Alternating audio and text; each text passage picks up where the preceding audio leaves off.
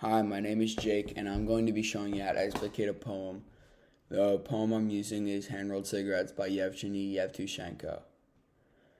If in a fisherman's hut you poke the sagging sideboard with a stick, you'll find a stock for making cigarettes, a pile of newspapers many years thick.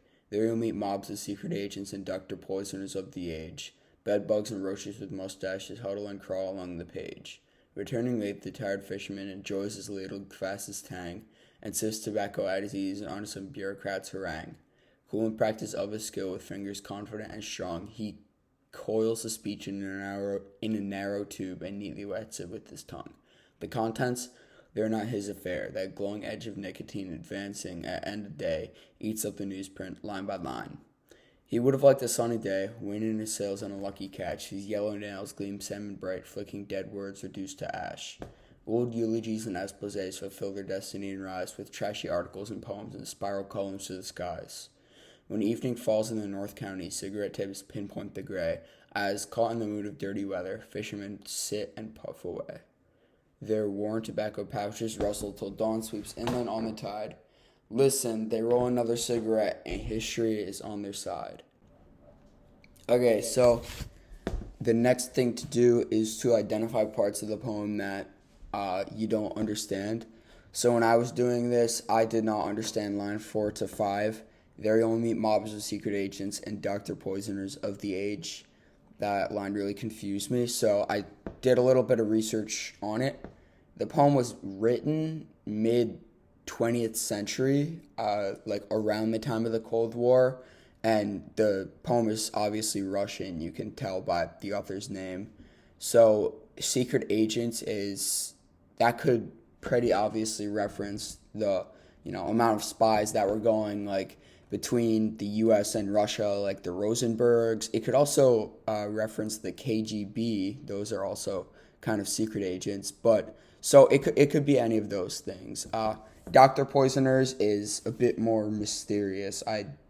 My best guess understanding for Doctor Poisoners is doctors who are like assassins and tried to kill their patients, who were usually important people. So yeah, it's still a pretty ambiguous definition. All right, now that I got all the definition stuff out of the way, I'm just going to jump straight into the analysis. So the first line that caught my eye was, it's actually two lines. You'll find a stock for making cigarettes, a pile of newspapers many years thick. That's lines 3 and 4. So I just like the way that they described it, many years thick. So I'm just kind of storing that in the back of my mind as I'm reading the rest of the poem. And then I find line 17, the contents, they're not his affair. And I think that if I connect the two, I can form a new sort of understanding. The pile of newspapers is many years thick. It's an accumulation of papers from years ago, and the contents of those newspapers are no longer the affair of the fishermen. So time makes newspapers obsolete. Okay, so after I found the interpretation between these two lines, I was kind of applying that thought process to all other lines in the poem. And kind of the first thing I saw after that, and the first thing I thought of, was lines 7 to 8, which was kind of throwing me for a loop. I wasn't really sure how to think of it. Bed bugs and roaches with mustaches huddle and crawl along the page. So there's a couple ways to look at it. The first obvious starting point, I guess it's not that obvious, but the starting point I did was, do roaches have mustaches? And I researched it. Roaches do not have mustaches. So there's some sort of this is like some sort of figurative roach that we're seeing, and if the roach is figurative, then the bed bug is also probably figurative.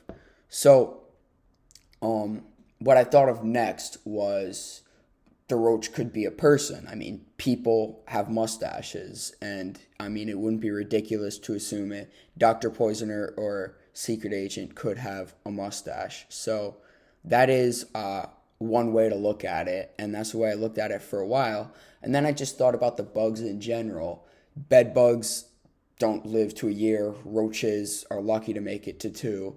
So they have a very short lifespan. And the poem describes them huddling and crawling along the page.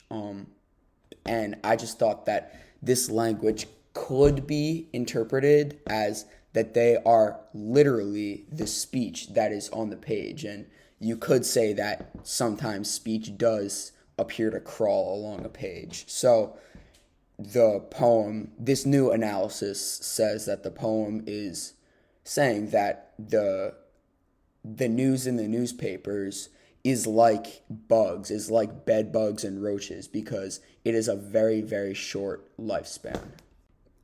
I favored this analysis more than the first one, so let's just cross that one out. Okay, so now that I've done that analysis, I just want to switch gears completely and look at something new to analyze. Take it as like like the interpretation like that I just found. That could be a first paragraph in a essay or something like that. So now then I would want to be switching paragraphs. So now I'm on maybe paragraph 2 or paragraph 3, I don't know. So I was just looking for a new line, and I found my new line at 11 to 12. And sifts tobacco eye disease onto some bureaucrat's harangue. So the fisherman is putting tobacco into the newspapers that he can smoke it. He is literally putting tobacco, which contains nicotine, and if we wheel spoke nicotine, it has only really a couple of definitions. It's a carcinogen, it's dangerous, and it's highly addictive. So the fisherman then is putting something highly addictive into the newspaper. All right, well, now that I've done all this analysis for, say, 2 body paragraphs, the first one told me that the final interpretation for that was that newspapers have a short lifespan. And the second body paragraph, which I just finished, tells me that newspapers are highly addictive. So all I have to do for the conclusion is to combine these two, and I will get that newspapers have become highly addictive pieces of information with a very short lifespan. All right, so that is my explanation of how to explicate a poem. Thank you for listening.